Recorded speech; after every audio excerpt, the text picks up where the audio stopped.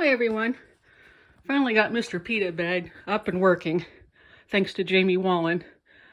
I know everyone says go through all this stuff, and I wish I could get something better, but whenever I've seen someone do the tension, they don't really go into detail.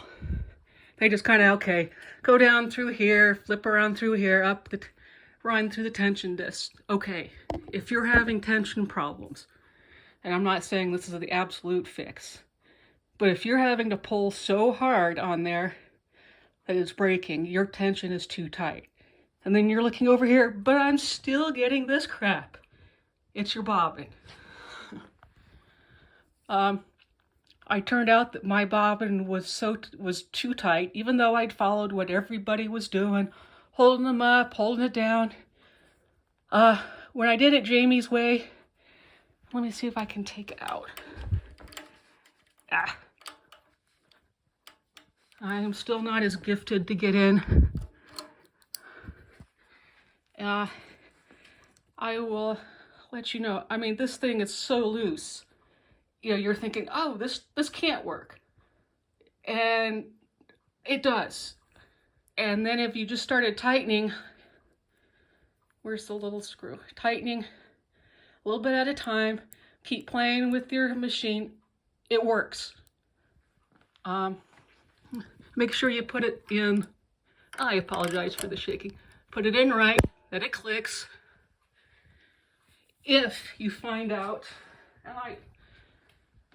if you find out it's stuck because you didn't put it in right, and don't quote me, don't try this, if it breaks, let's see, you can go in and about right here and push, and very gently, and it should pop out. It'll take a little bit of jiggling, but it's about right and through this space, just under enough.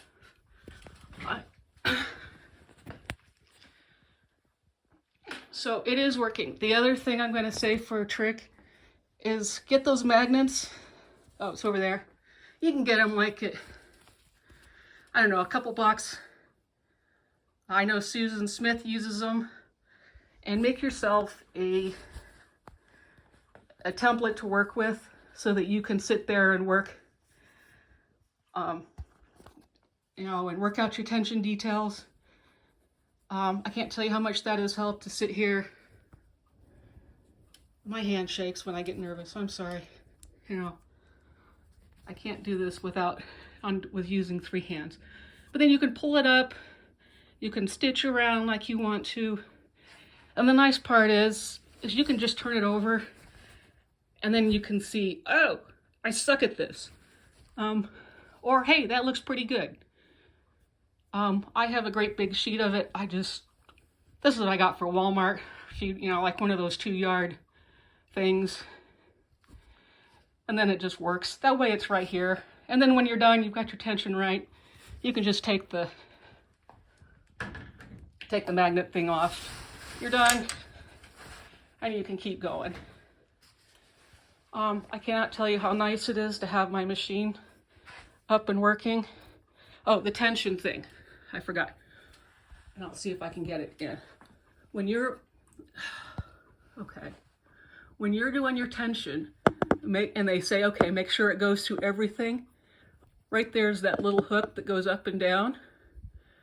When you're putting it in, I want you to make sure that you have pulled it. See, it's loose. Pull it up, take both of it up, and then it should be tight. No one told me to make sure that it was tight all the way, I'm so sorry, up through those. All I was doing was running it through, up and over, and you're only catching part of it. See if you're having problems, if it'll do that. Here we go. Okay, and it should go just like that. Then you can go down, and okay. Then make sure, this is totally different. Anyway, make sure you go through and do the rest of it. What I have here is, now that I'm kind of more familiar with the machine, I have the navigating the screens, because mine is not touchscreen. The other thing nobody told me about having a machine is these things are scary. every noise it makes, every click, you're going to jump 50 feet. I broke it. As I've gotten better over the past couple of weeks, I have gotten more familiar with the machine. I am much more comfortable. Of course, once you get the tension worked out and you're finally not screaming at it, it becomes a lot easier. But no one tells you how hard this is going to be. That it takes such a long time to get used to this machine. I had to walk away for like 6 months because I was so frustrated with it. The other tip I have is because I only have, here's the edge, and then here's where it goes down. If you don't want to get lost in your free motion, put a piece of tape just above, and that way you know, okay, I can only sew to this far. And that way you won't end up with crazy looking, you're not stuck like this. Like, oh no, I screwed up.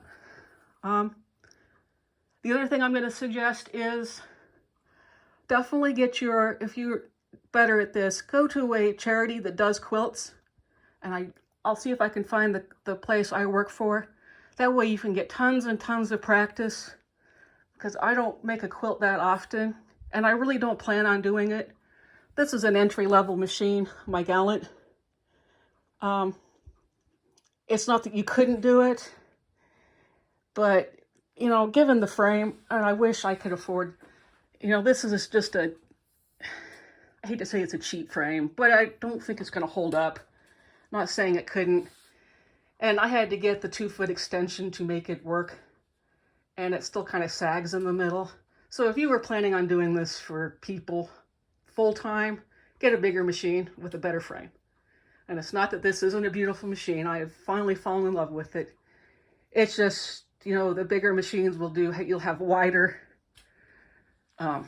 usage. The other thing that frustrates me is they tell you, oh, it's 15 inches.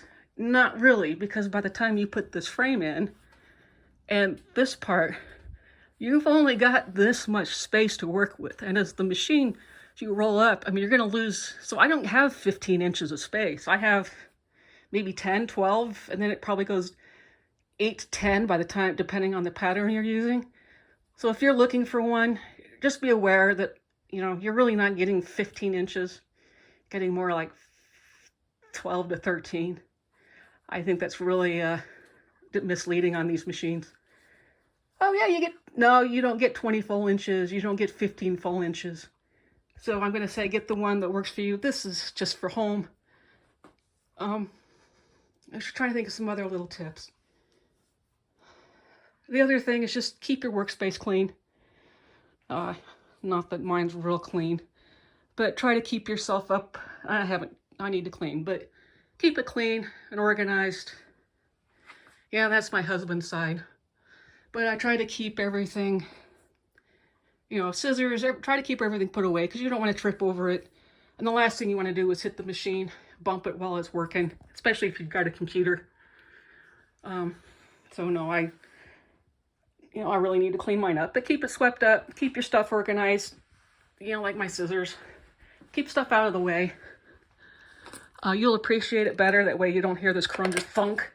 You're like, what did I do? What did I do? So it does take time to work with this machine. Hopefully that helps, again, to get that tension. And I've never seen anyone zoom in and say, make sure it goes up and over. Make sure it's tight all the way, and then pull it down, and then up, up this, up through this, and down. If you're having problems, try that. Also, go to Jamie Wallen's website and see how he does his tension for the bobbin. And having it that much looser, this is my second or third quilt I've worked on for these charity quilts. It has been a breeze. And, just off to the side, I took it down, but off to the side, have it over, use the 2 sets of magnets. That way you can take one off, roll it, lurk over, keep going. And if you're still frustrated, hit it really hard, and maybe it'll work. No, don't hit your machine hard. But I have had to walk away for about 6 months because they're scary machines, and you're so scared I'm going to break it, and I'm going to hate this. And you will. Susan Smith has got a class, and it might be too late to sign up. And I know it's really, really expensive, but she has a free motion class. I think it was around $400. That she shows you how to do free motion quilting. She shows you how to do everything, how to make the, starting from basic circles. Let's see if you can see, from loops. And then she goes into far more advanced things, how to make better circles, how to do loops. And so if you can get a chance to do that, that is completely worth it, even if you can't do it this time. Save up for another time. That has really saved my sanity too. As you get more used to the machine, you will have more control. You'll be able to do a lot more detailed stuff. Instead of going, I'm going to die, I'm going to die. You can, as you get used to the machine, you're going to be able to do a lot more detailed work. So I hope that helps. And I'm 11 minutes in. So all right, thanks for watching. Bye.